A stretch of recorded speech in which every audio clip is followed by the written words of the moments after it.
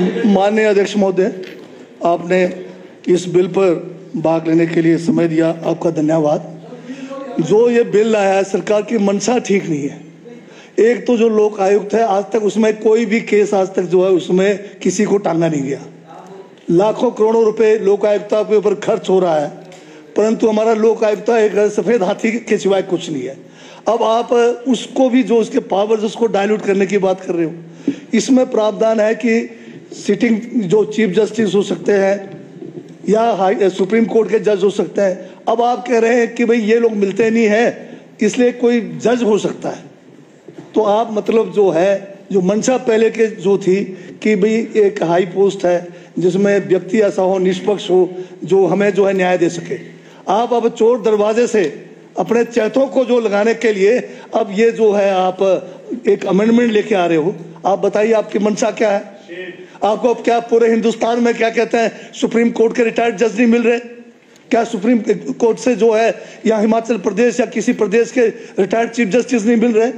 आपको जो है दूसरे तो आउटसोर्स में सारे मिल जाते हैं, जज भी आउटसोर्स में लगाने की बात कर रहे हो आप। इसलिए मैं चाहता हूं कि ये सरकार इस बिल को धक्के में, क्योंकि इनके पास बल है, पास कर देंगे। इसको सिलेक्ट कमेटी में भेजें, वहां बैठकर हम लोग जो है पक्ष विपक्ष इसके ऊपर ठीक से चर्चा करें। धन्यवाद। श्री हर्षवर्धन जी।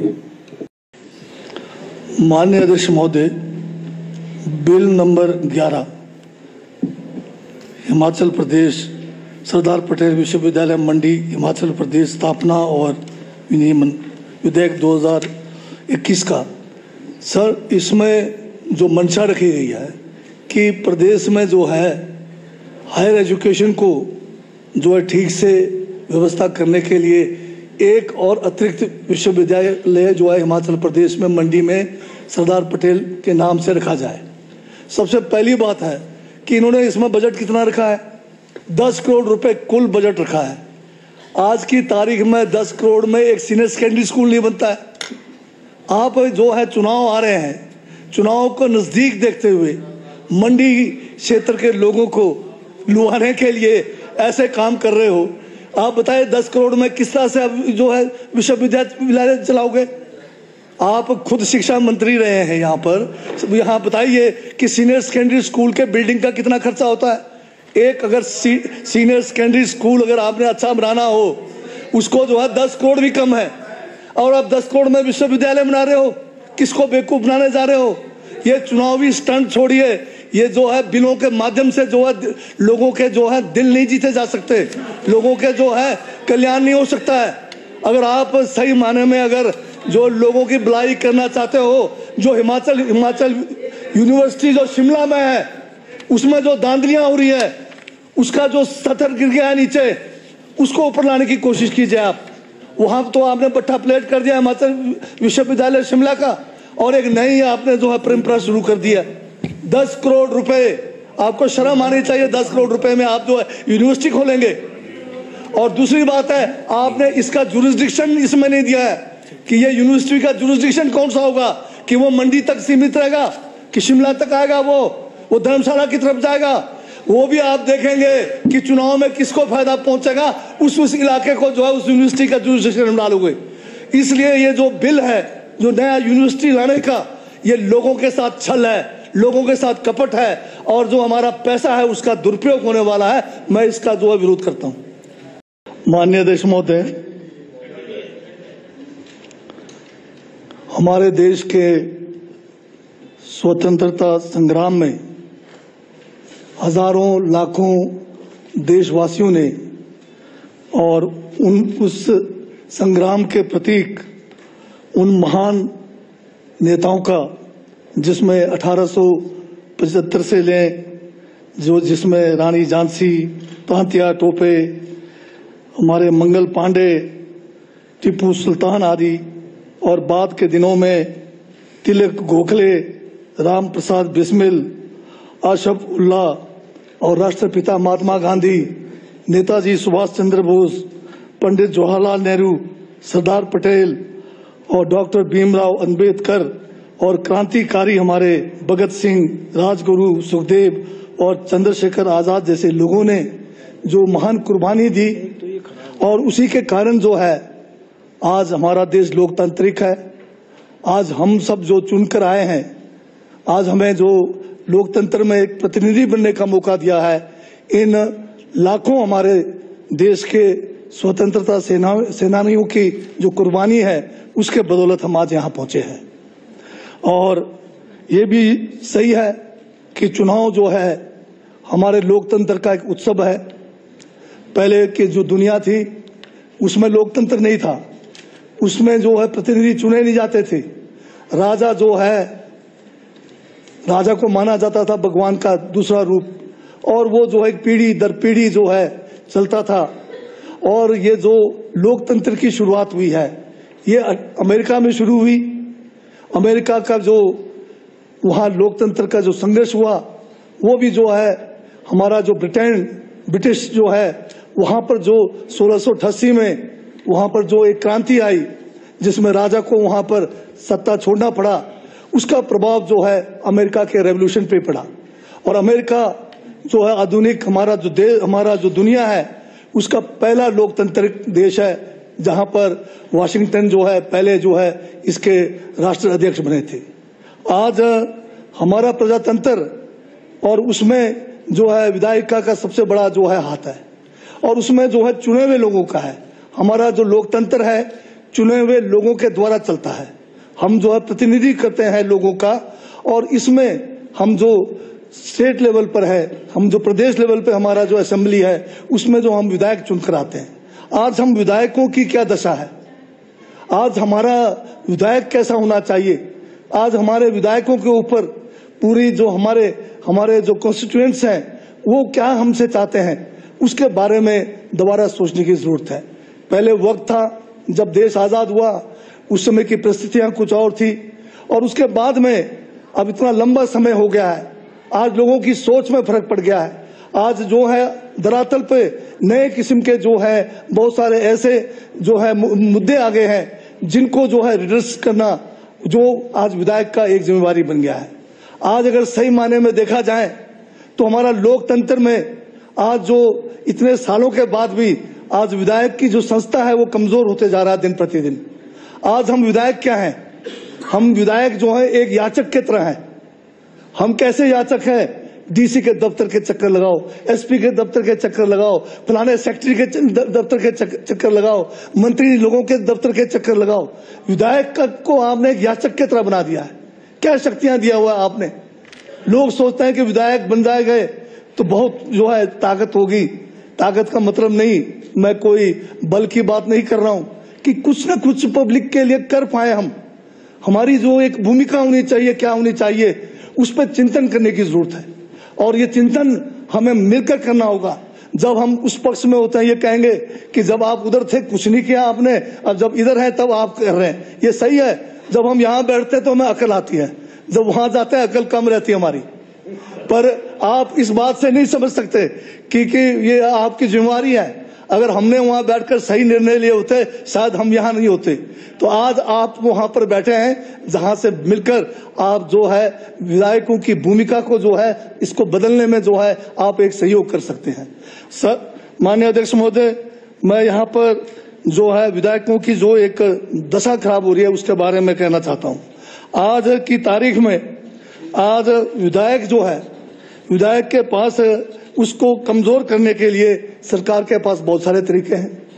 विधायक को कमजोर करने के लिए सरकार ने जो है देखते हैं जहां जहां खासकर विपक्ष के जो हमारे विधायक हैं या पक्ष में भी कुछ ऐसे विधायक हैं जो गवर्नमेंट के लिए जो उनके लिए जो है सही नहीं लगते हैं, उनको कमजोर करने का तरीका क्या किया हुआ है।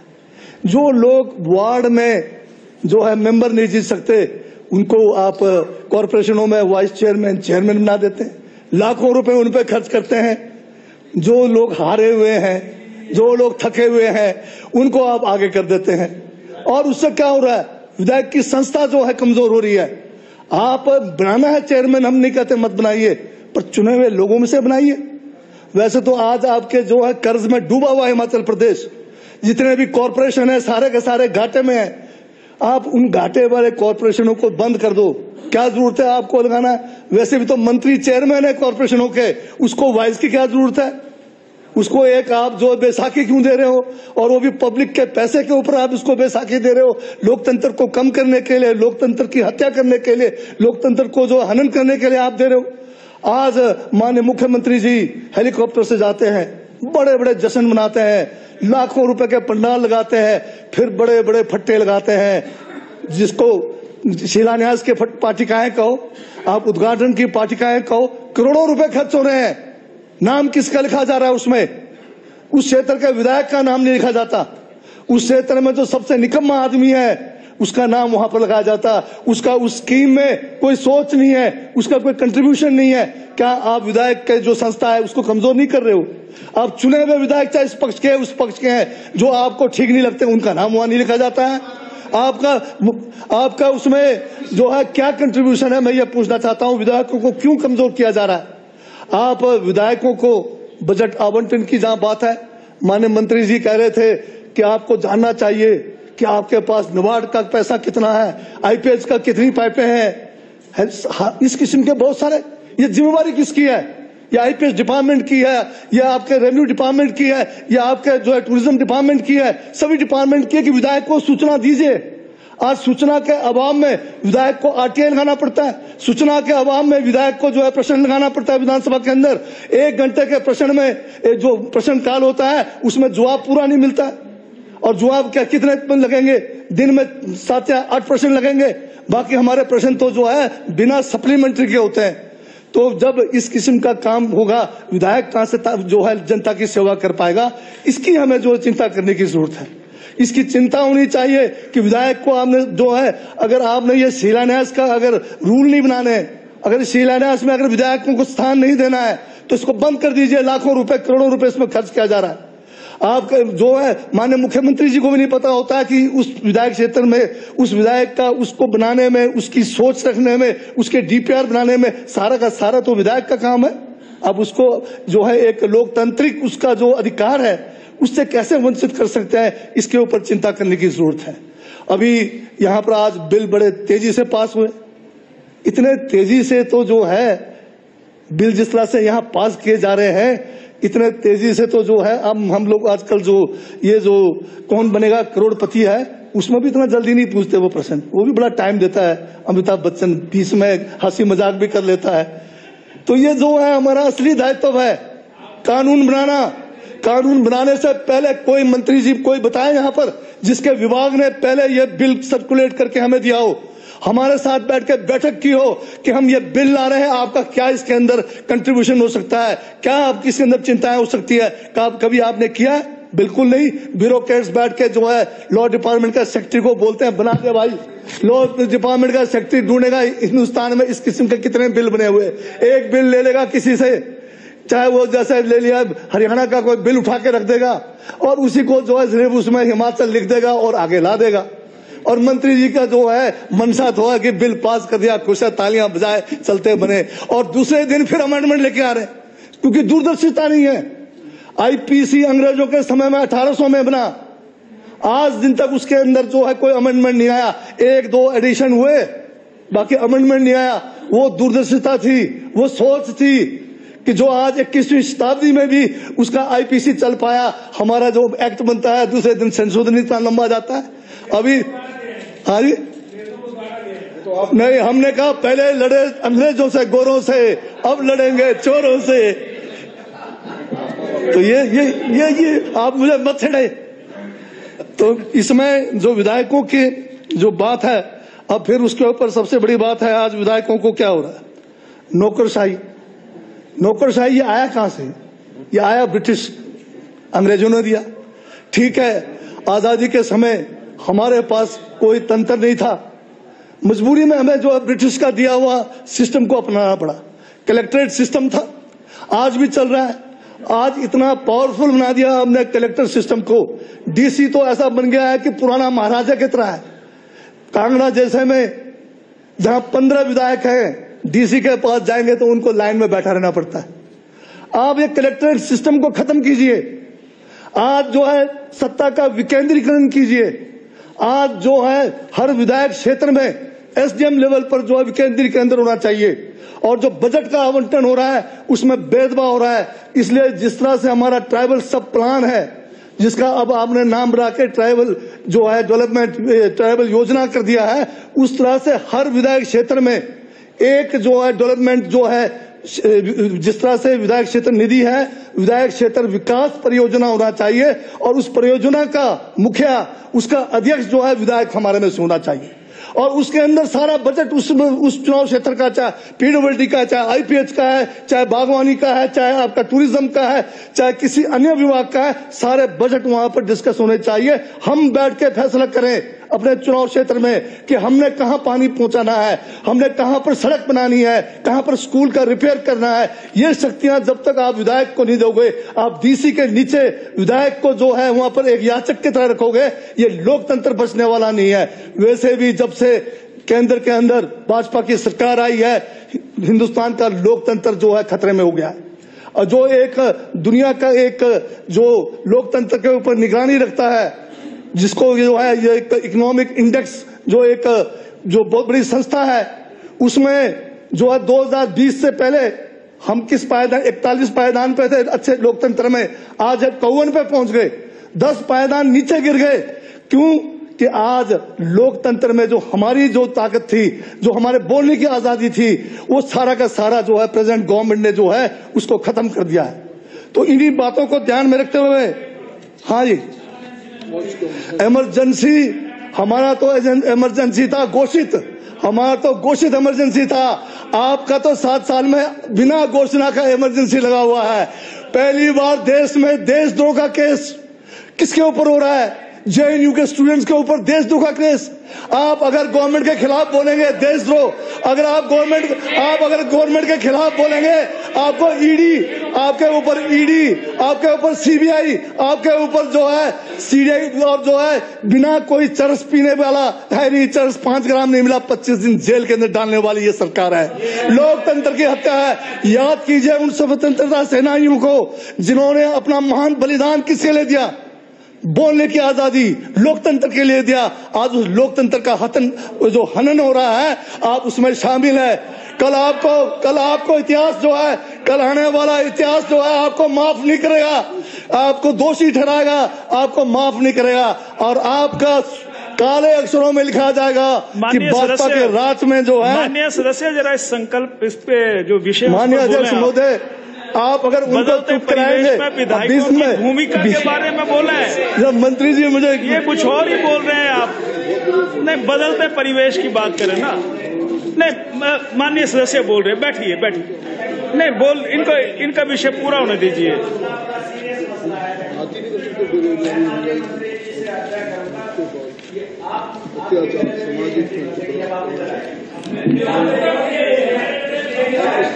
माननीय सदस्य श्री जगत सिंह जी बोलिए।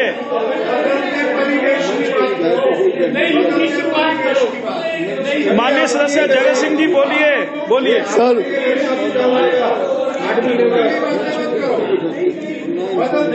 माननीय अध्यक्ष महोदय, सर आगे बढ़ते हैं। तब आपने मुझे साथ देना था ना, मुझे बोलते मैं लगा देता।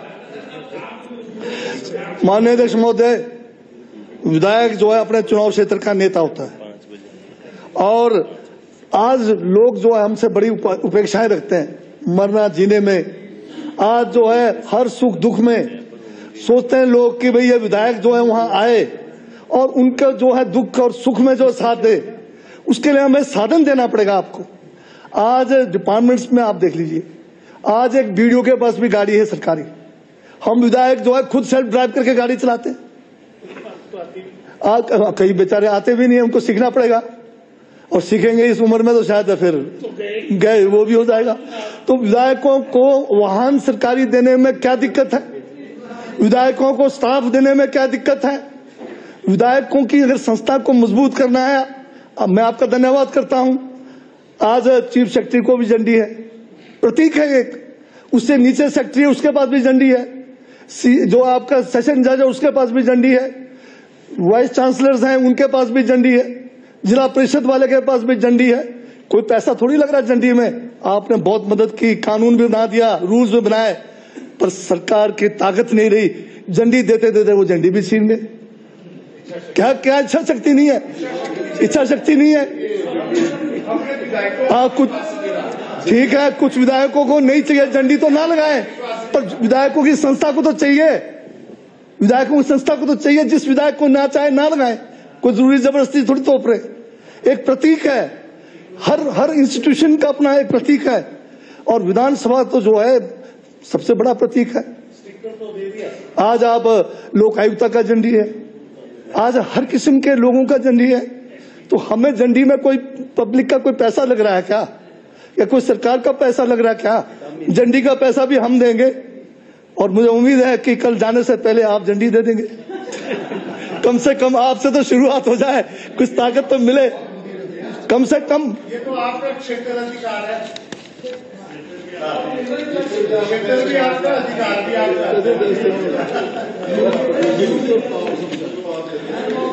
सर, इसके साथ में जो हमारा विधानसभा की कमेटियां हैं, जिसमें हम विधायकों का एक बहुत बड़ा जो है रोल होता है इसमें, उसमें भी हम लोग थोड़ा पिछड़ रहे हैं।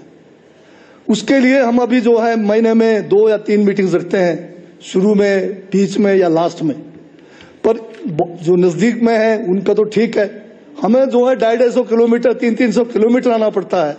क्या ऐसा नहीं हो सकता है कि महीने के 10 दिन माननीय विधायकगण जो है शिमला के अंदर बैठे, और जितनी भी कमेटीज की मीटिंग है उसमें जो है सभी फुल टाइम बैठकर पूरा अपना योगदान नहीं कर सकते क्या? हम इस किस्म की सोच हमें पैदा करनी पड़ेगी, और तब जाके जो हमारा असली जो विधायकों का काम है, सरकार के ऊपर निगरानी रखने का, डिपार्टमेंट के ऊपर निगरानी रखने का, अगर ये काम हम करेंगे तो शायद मिलकर हम जो है इस प्रदेश के अंदर बहुत सारी ऐसी बातें हैं जिसको जो है सत्ता वाले ही नहीं कर सकते, विपक्ष भी मिलकर उसमें कर सकते हैं। इस बारे में माननीय अध्यक्ष महोदय आपसे निवेदन करना चाहूंगा कि आप इसको शुरुआत कर सकते हैं। बेशक शुरू में जो है थोड़ा सभी को मुश्किल भी लगेगा कि 10 दिन लगातार बैठना, हफ्ता ही लगा लीजिए, और अल्टरनेट हो सकता है, इस महीने में फर्स्ट वीक में हो गया, अगले महीने में लास्ट वीक में हो गया, पर लगातार होना चाहिए, क्योंकि हम जो है बार बार वापस जाना, बार बार आना, समय की भी बर्बादी है, पैसे का भी बर्बादी है, और उसमें कोई भी सिर्फ जाते हैं हम लोग, हाजिरी लगा के भागते हैं। और एक और निवेदन करना चाहूंगा कि ये जो समिति की मीटिंगें होती है उसका भी जो है रिकॉर्डिंग होना चाहिए। पूरा रिकॉर्डिंग हो जाए तो जो है लोग जो है फुल उसमें अपना जो है योगदान देंगे, अन्यथा केवल डीओ लेटर देने के लिए शिमला आना जो है हमारे लिए भी ठीक नहीं है। मैं इन्हीं शब्दों के साथ ज्यादा ना कहते हुए जिन बिंदुओं पर मैंने उठाया है उसमें सबसे इम्पोर्टेंट मैं समझता हूं कि हमारे विधायक क्षेत्र में जो है एक कॉन्स्टिट्यूसी जो है एक वो बनना चाहिए जो वहां पर सारा बजट का प्रावधान करे, और विधायकों को अपने अपने सब डिवीजन में एक एक जो है रेस्ट हाउस में जो है बढ़िया सेट जो है ऑफिस के रूप में वहां पर निर्मित करे, ताकि लोगों को मिलेंगे कहाँ? हम अपने विधानसभा क्षेत्र में हमें अगर लोगों से मिलना है, उनको जो है हमारे घरों में दूर से आना पड़ता है। हेडक्वार्टर पे जहां हमारा विधायक का अपना सब डिवीजन है, उसके रेस्ट हाउस में अगर एक अतिरिक्त एक कमरे का निर्माण, भवन की बात नहीं कर रहा हूं, कमरे का निर्माण किया जाए, चौकीदार वहां पर होगा चाहे पानी के लिए, हमें अतिरिक्त स्टाफ भी नहीं चाहिए, और लोगों को पता है कि विधायक जो है फलाने फलाने तारीख को फलाने बजे वहां पर रहेगा, तो लोगों की ज्यादा सेवा हो सकती है। इन्हीं शब्दों के साथ आपका बहुत बहुत धन्यवाद। माननीय उपाध्यक्ष महोदय जी, नियम 130 के अंतर्गत श्री इंद्रदत्त लखनपाल जी ने जो प्रस्ताव यहाँ पर प्रदेश में स्वास्थ्य सुविधाओं के बारे में लाया है, उसमें चर्चा में भाग लेने के लिए खड़ा हुआ हूँ। आपने समय दिया, आपका धन्यवाद। ये जो प्रस्ताव जो यहाँ पर इंद्रदत्त लखनपाल जी ने लाया है, इन्होंने बड़े विस्तार से और बड़े तर्क से इन्होंने अपनी बात रखी है, और होना भी चाहिए। अब पक्ष जो है वहां इनका गुणगान करने के लिए करोड़ों रुपए इनके पास, बड़े बड़े होर्डिंग, बड़े बड़े पोस्टर, फिर टेलीविजन, फिर अखबार, उसमें ये सारी बातें जो मेरे माननीय सदस्य कह रहे थे वो हमेशा आता है, और वो पब्लिक का करोड़ों रुपए उसमें खर्च होता है, और ये है इनके लिए बोलने के लिए पैसा भी है, और जो उसके अंदर कमी है उसको पॉइंट आउट करना, उसको बताना, वो विपक्ष का काम है। अगर हम इसको हम नहीं करेंगे तो फिर हम क्या करेंगे? इनके गुणगान करने के लिए थोड़ी बैठे हैं। जो कमी इनके है उसको हमने उजागर करना है और उसको ठीक करना है आपने। तो इसीलिए मैं कह रहा हूं यहाँ सिटी स्कैन की बात हो रही है। कोई सिटी स्कैन ऐसा है कोई जो कहें आपके माननीय सदस्य बोल रहे हैं, प्लीज। जो सिटी स्कैन कोई ऐसा मशीन है कि जो हमने चांद में भेजना है कोई। आज चंडीगढ़ के हर सेक्टर में सिटी मशीन लगी हुई है, MRI मशीन लगी हुई है, पैट की मशीन लगी हुई है। बार बार पिछले 4 साल से यही सुन रहे हैं, एक सिटी स्कैन जो सरकार ना दे सके, फिर क्या बड़ी बड़ी बातें कर रहे हैं आप। विश्व गुरु वाली पार्टी सिटी स्कैन पे मर गए इधर। अब पैट स्कैन, आज पैट स्कैन नहीं है। आज हिमाचल प्रदेश के अंदर पैट स्कैन जो है कैंसर के लिए बहुत जरूरी है, उसके बगैर डायग्नोज नहीं होता है। आप एक पैट स्कैन नहीं लगा सके, बात कर रहे हैं विश्व गुरु बनने की। हम नहीं कर पाए, इसलिए हम इधर हैं। आपने वहां पर दृष्टि पत्र में लगाया हुआ है, आप ठीक करने वाले लोग हैं, अब जल्दी वापस आने वाले हैं आप इधर। तो ये जो है ये जो सिटी स्कैन बार बार वही सुन रहे हैं, पैट स्कैन, पता नहीं कब ये पूरा करेंगे। और लगता नहीं है ये इनके जो है शासन में आने वाला भी नहीं है। और ये हम आने के बाद जो है हर PSC में हम जो है ये सीटी भी लगाएंगे, पैट भी लगाएंगे, ये हम लोग करेंगे। आप उसमें जो जरूरत पड़ेगी। अभी वेंटिलेटर्स की बात हो रही है। वेंटिलेटर आए कब? वेंटिलेटर आए कब? जब चाहिए था वेंटिलेटर, जब चाहिए था ऑक्सीजन, उस समय तो तड़पा के मार दिया। और जब अभी वेंटिलेटर जो आए वो भी सारे के सारे घटिया क्वालिटी के वेंटिलेटर। बताइए मुझे कितने वेंटिलेटर आपके जो चलाने वाले हैं?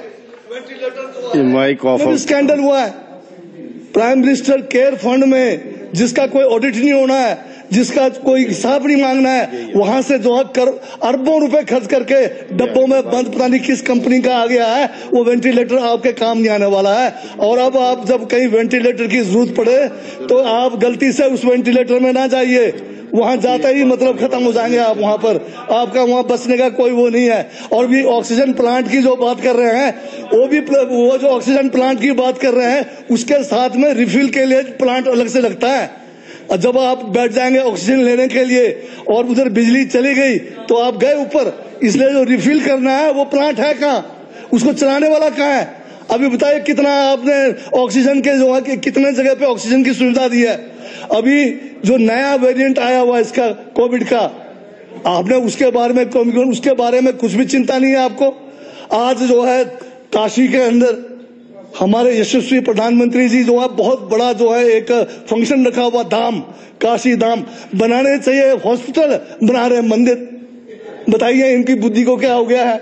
अब आप बोलूंगा मैं मंद बुद्धि नहीं कहूंगा, मैं इनके बुद्धि को क्या कहूंगा? अब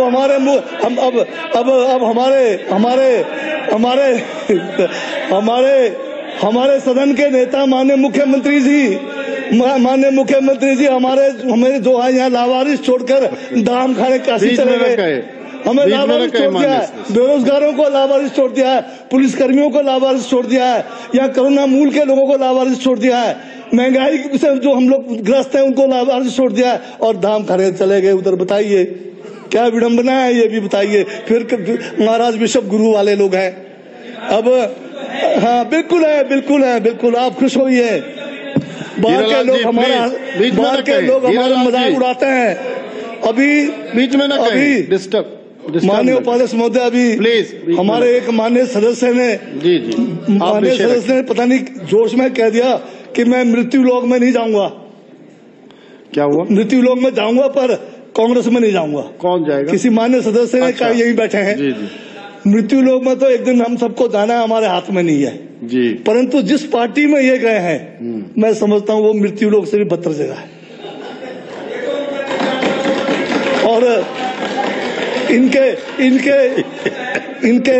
इनके लिए मैं जो है अदब में फरमाना चाहता हूँ। शेर यहाँ जरूरत के हिसाब से जो बदल लेते हैं नकाब, यहाँ जरूरत के हिसाब से जो बदल लेते हैं नकाब, उनसे उचित दूरी ही बनाकर रखना जनाब, ये मैं कहता हूँ।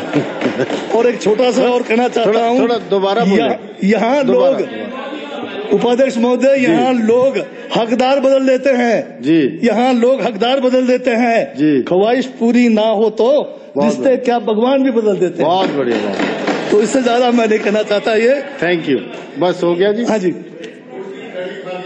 आप दिया करो। अच्छा, स्वास्थ्य सेवाओं में आप विषय पर आए हैं। ये विषय वहीं से है सर।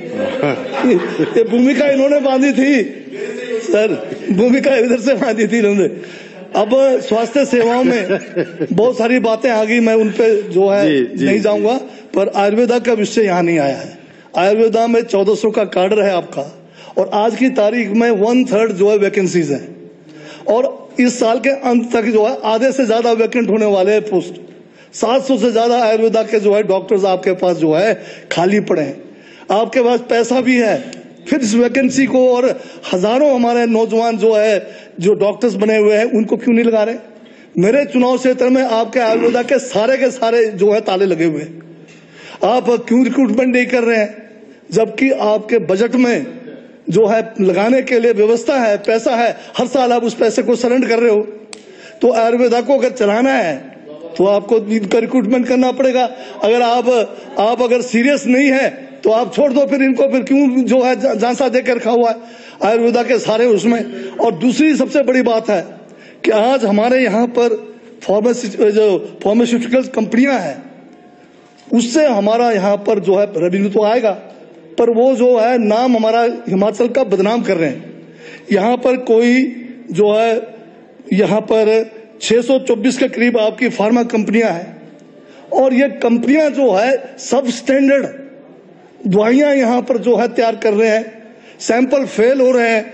अभी जो है करीब यहाँ पर जो है पिछले गत 3 सालों के अंदर ये जो कंपनियां हैं इनके कोई 37 फर्मों के दवाइयां जो है फेल हो गई, और बहुत सारे दूसरे प्रदेशों में लोगों की जानें भी चली गई।